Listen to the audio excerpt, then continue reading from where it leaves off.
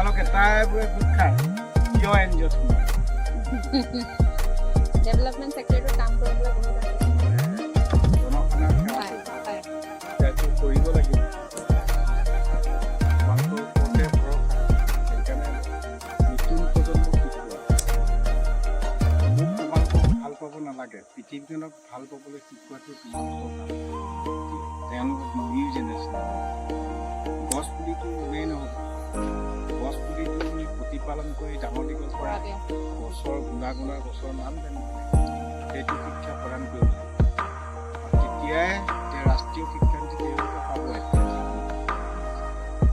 তাত আছে মানে আগত থিয়ৰিকেল আছিল মুখস্থ কৰি 100 পালে 100 পায় এতিয়া নেপাব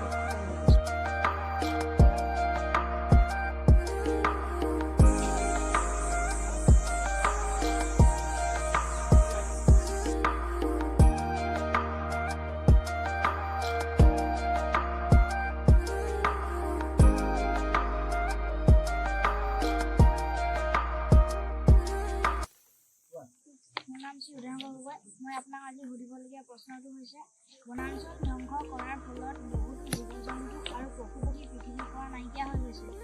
আমি সকলোৱে জানো যে বনাঞ্চল ধ্বংস কৰিব নালাগে কিন্তু তাৰ পাছতো আমি সকলোৱে কিছু পৰিমাণে হ'লেও বনাঞ্চল ধ্বংস কৰাত অৰিহণা যোগাইছোঁ মানুহক কিদৰে আমি সজাগ কৰিব পাৰিম আপুনি কিদৰে মানুহক সজাগ কৰিব বিচাৰিছে সেইটো ভাল প্ৰশ্ন এতিয়া সজাগতাটো এইটো শিক্ষামূলক সেইকাৰণে ভাৰতীয় শিক্ষানীতিতে LP স্কুলৰ পৰিৱেশ শিক্ষক পৰিৱেশ ইউনিভাৰ্চিটি বুলি সেইকাৰণে দিছোঁ কিন্তু যদি সৰুৰে পৰা ব্ৰেইনত সোমাই নহয় তোমালোকে ৰোৱা গছটো কোনোদিন কাটিব নিদিব তোমালোকৰ গছৰ ওপৰত পৰা চৰাই মাৰিব নোৱাৰিব তোমালোকৰ গছৰ তলত থকা জীৱ জন্তু সেইকাৰণে শিক্ষাৰ মাধ্যমৰ যোগেদি যাব লাগিব এতিয়া বুঢ়া শালিকাই মান নলয় আমি কটামত পাৰ কৰি সেইকাৰণে ৰাষ্ট্ৰীয় শিক্ষানীতিত এইটো আছে তোমালোক এতিয়া পাবা সেইকাৰণে তোমালোকে গোটেইটো এইটো কেতিয়া পঢ়ি শুনি সংৰক্ষণ কৰি কেতিয়া হ'বাগৈ আকৌ নিজৰ হাতলৈ আহিব পৃথিৱীৰ ভাৰসাম্য ৰক্ষা কৰাত এতিয়া তোমালোকে ভাৰতীয় প্ৰশাসনত পঢ়িবই লাগিব প্ৰশাসনত বোলে গোটেই অৰ্থনৈতিক দিশটো টকা পইচা চব তোমালোকৰ ওপৰত থাকিব 35 বছৰ তোমালোকে থাকিবা নহয় 35 বছৰ তোমালোকৰ ওপৰতে গুৰু দায়িত্ব থাকিব পৃথিৱীৰ ভাৰসাম্য ৰক্ষা কৰা এতিয়া পৃথিৱীক ভাল পাব লাগিব মোক ভাল পাই লাভ নাই পৃথিৱীখনক ভাল পাবলৈ শিকিব লাগিব পৃথিৱীখন থাকিলে আমি গছ থাকিলে প্ৰাণী জগত থাকিব গছৰ বিনে প্ৰাণী জগত জীয়াই থাকিব নোৱাৰে সেইকাৰণে আমি গছ গছনি ৰুবই লাগিব গছ গছনি ৰুলেই নহ'ব প্ৰতিপালন কৰি ডাঙৰ দীঘল কৰিবই লাগিব গছৰ গুণাগুণ গছৰ নাম জানিবই লাগিব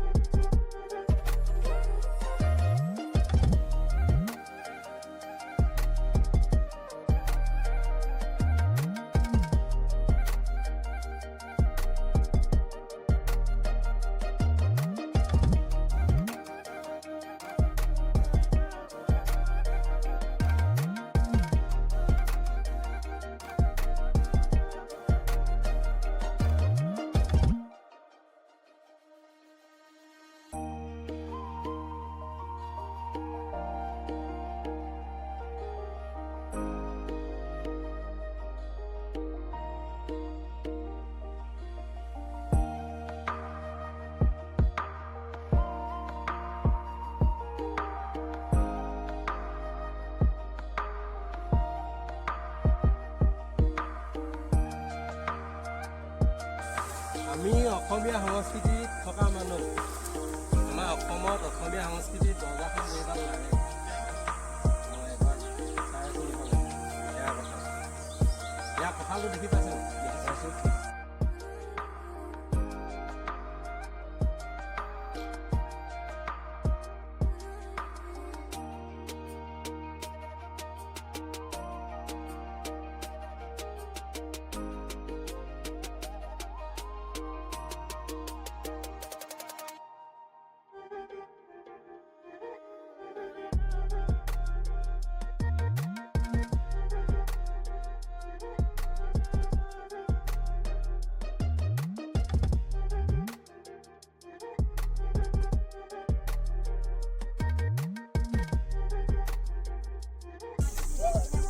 মই সোণোৱাল চেৰিটেবল ট্ৰাষ্ট বালিকা বিদ্যালয়ৰ সপ্তম শ্ৰেণীৰ ছাত্ৰী।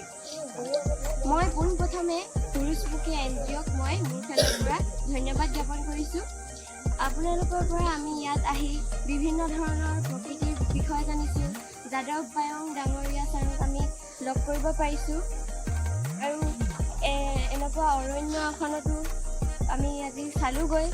বহুতো বিভিন্ন ধৰণৰ গছ দেখিলোঁ আৰু ইয়াত আমি বহুত 14খন বিদ্যালয়ৰ পৰা অহা প্ৰত্যেক ছাত্ৰ ছাত্ৰী আমি সকলোৱে বন্ধুত্ব মানে আমি চবেই বন্ধু হৈছোঁ, মাত বোল কৰিছোঁ, চবেই একেলগতে থাকিছোঁ মিলিজুলি।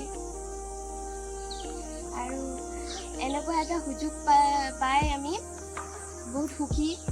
কাৰণ বিভিন্ন ধৰণৰ স্কুলৰ আমি এনেকৈতো লগ নাপাওঁ। এনেকৈ সুযোগ পালেহে আমি লগ পাম চবেই।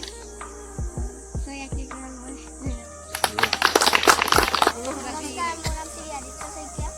মই আজি মেবিল পৰ্যটন পৰিৱেশ প্ৰকল্পলৈ আহিলোঁ। যিহেতু আমি পৰহি ইয়ালৈ প্ৰথম আহিছিলোঁ, তেতিয়া ইমান লগৰখিনিৰ লগত ভালকৈ চিনাকি হোৱা নাছিলোঁ, তেতিয়া ভাল লগা নাছিলে। এতিয়া যেতিয়া আমি লাহে লাহে ৰাতি অনুষ্ঠানটো কৰিলোঁ, তাৰপিছত আমি তাৰপিছত আমাৰ মনটো ভাল লাগিলে। আমি অকণমান কথাও পাতিলোঁ। আজি আমাৰ যাদৱ পায়ং ছাৰো ইয়াত আহিছিলে, তেওঁৰ পৰা আমি বহুতো নজনা কথাও জানিব পাৰিলোঁ। আৰু আমাৰ এই 14খন বিদ্যালয়ৰ বন্ধু বান্ধৱীসকলৰ লগত যে আমি চিনাকি হ'ব পাৰিছোঁ এই মেবিল পৰ্যটন প্ৰকল্পত।